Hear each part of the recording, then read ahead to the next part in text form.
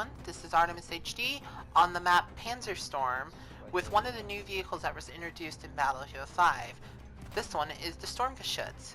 Let's dive into the 23-ton monster and let's talk about the history about this vehicle.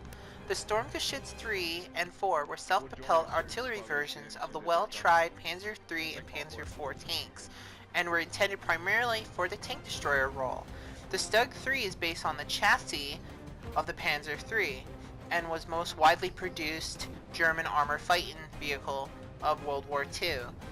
As many as 10,000 vehicles in production, the StuG III was originally intended as a mobile infantry support weapon, but as the war went on, it was employed increasingly as a tank destroyer. The origins of the self-propelled assault guns for the German army lay in a proposal of 1935 by a Colonel Erich von Manstein, in which he suggested a so-called storm artillery units should be deployed to lead fire support to infantry formations. It was originally equipped as the main armament was a low-velocity L-48 75mm gun. But later on in the war, as the war increased and better armor, tanks, and vehicles were being produced by the Soviets, much of the StuGs or StuG really needed an upgrade. So later, a new model of it, built on the chassis of the Panzer IV, was made and manufactured and was deployed. As when it was deployed, it had a new powerful 75 high-velocity gun of the L-70 with a 2.953-inch gun on it, or 75mm tank cannon. The new vehicle was named the Jagdpanzer Tank Hunter, the IV, and became operational in October of 1943. Most Jagdpanzer IVs served on the Eastern Front, and they inflicted great losses for the Soviet armor units. The StuG, or StuG, is equipped with a 2.95-inch 75mm anti-tank gun with two 0.31 12-inch coaxial machine guns on the top that are mounted on the roofs. Those were chambered in 7.92mm MGs, or 8mm cartridge rounds. It had a crew of 4, though in Battlefield 5 it only has a crew of 3. It weighed 23.52 tons. Its power plant was a Maybach HL120 TRM V12 gasoline and only ran 300 horsepower. Its speed was 24.9 miles per hour. Its range on roads was 96.3 miles. Very fast, very nimble, very low silhouette tank destroyer. A lot of German tankers actually loved the StuGs because they were a very low silhouette, and some of the later variants did have sloped armor at some point.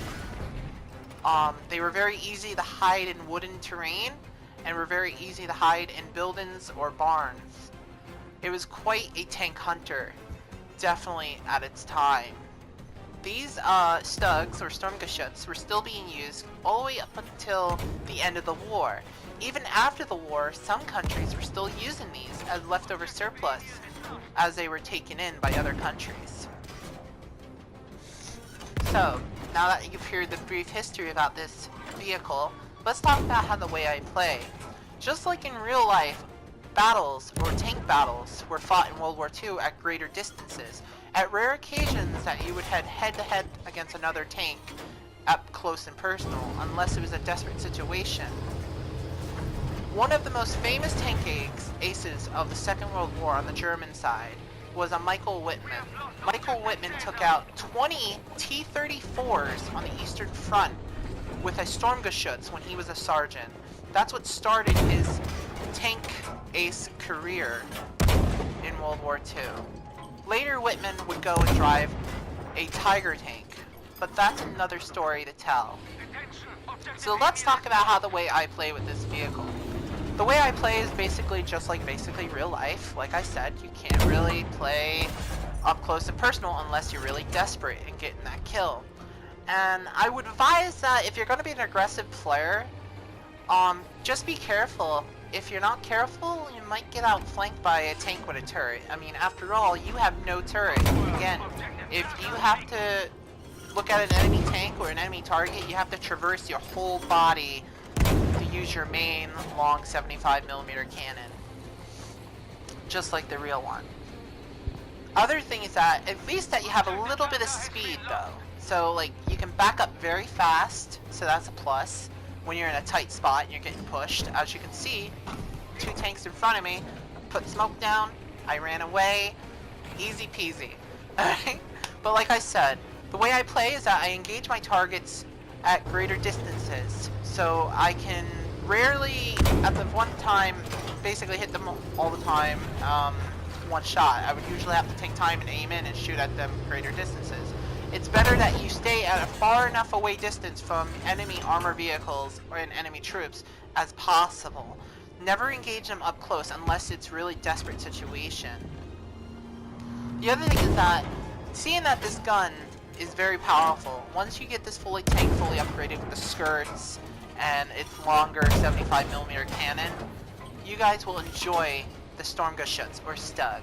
Also, just a reminder, it comes with a remote control coaxial gun on top of the roof. So, and it goes 360 all around. So just remember, if you're with a friend and you're with a partner in the Stormgeschütz or StuG, just remind them to always keep your butt and sides of the vehicle watched for infantry support, because you don't want to have somebody come up with gloves with dynamite and just dynamite in, you know, in your rear. But anyway, I really hope you all enjoyed this video. I'm Artemis HD. I'll see you all later on the battlefield. You all have a great night. Bye everyone. Bye.